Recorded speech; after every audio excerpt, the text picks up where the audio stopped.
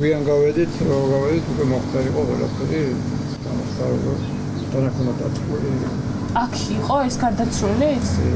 აქვე გარდაიცვალა ადგილზევე? აქვე.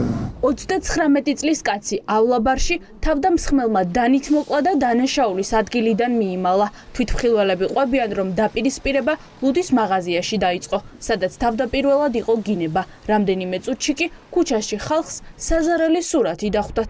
დახმარება გამგველმა ექიმმა მოუჩინა, მერე სასწრაფო მოვიდა. იმათაც ეცადნენ, მაგრამ ვერ გადაარჩინეს. ბევრჯერ ქონდა დანა დარტყმული მძიმე დაზიანებები იყო? მაგდენი არის. ეცოდა ჯგუფა ჰქონდა და სხვაგანაც ჰქონდა. და ეს ვისაც დანა ჰქონდა, დამნაშავე ადგილზე დააკავეს თუ? ეს გაქცეული იყო და ჩხუბი იყო თავიდან და მერე მოხდა ეს დაჭყე თუ როგორ მოხდა? ჩხუბის შედეგად მოხდა ეგ. ისმოდა ჩხუბის ხმა, რამდენი ადამიანი ჩხუბობდა? ჩხუბის ხმა არის მაგალითად, მაგრამ მე რო გავედი, მე გავიგე რომ ჩხუბი იყო. და მაგას მოხდა.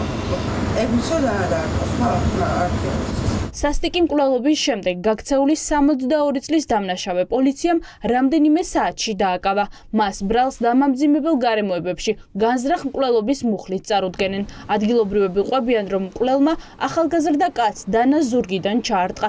ჭრილობების სიცოცხლისთვის შეუთავსებელი იყო და ის სასწრაფო დახმარების ჯგუფის ადგილზე მისვლამდე გარდაიცვალა. მე რომ მოვედი პოლიციის მანქანები ქვეყანა ბევრი და ისიც იყო რომ გადაჭედილი იყო აქ ახლოს ბლენდები გააბეს ახლოს აღარ უშვებდნენ აი ქვედა ზოლიდან ზემოთ უკვე აღარ უშვებდნენ ხალხს ფეთილ დაჟე მოსიარულებს უკან აბრუნებდნენ იქით ახლა აცი რომ აი მოხდა გაუგებრობა ლუდის მაღაზიაში თუ გარეთ მოხდა აი რაღაცა შეეკამათნენ რა როგორც ხდება რა ჩვეულებრივად რა ხოლმე წავიდა იმან მოიტანა რაღაცა დანა დაარტყა და ესე რაღაცა იქვე მოკვდა რა ის ბიჭი რა მთელი ღამის განმავლობაში ავლაბრის პოლიციაში გამოკითხვების სერია მიმდინარეობდა. ლუდის მაღაზია, სადაც დაპირისპირება დაიწყო, დღეს არ გახსნილა. მეპატრონის ოჯახის წევრები კი ამტკიცებენ, რომ არც ერთ პირს არ იცნობდნენ და არ იციან რა გახდა სასტიკი მკვლელობის მოტივი.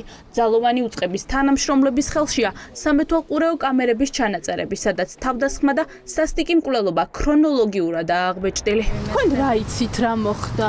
აქ მოხდა ბიჭის მკვლელობა, მე გაიგებთ ყველა რა. არ ვიცნობდი, ახლა როგორ გითხრას, მე არაფერი არ ვიცი, მე უბრალოდ აქ სახლთან მოხდა და რომ მოვედი სახლში და ავინახე ეს ფაქტი რაც მოხდა. პოლიცია საგამოძიებო მოქმედებები, ხო? ხო, რა თქმა უნდა, კიდე. თქვენი მამაკაცი გამოგიყვება. იქ იყო მთელი ღამე.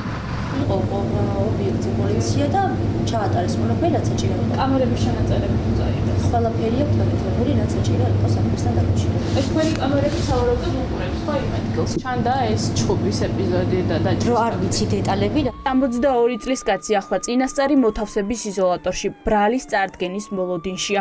დანაშაულის დამტკიცების შემთხვევაში მას 15 წლამდე პატიმრობა ემუქრება. მოკლული კაცის ცხედარი კი ექსპერტიზის ეროვნული ბიუროდან სახლში უკვე გადაასვენეს.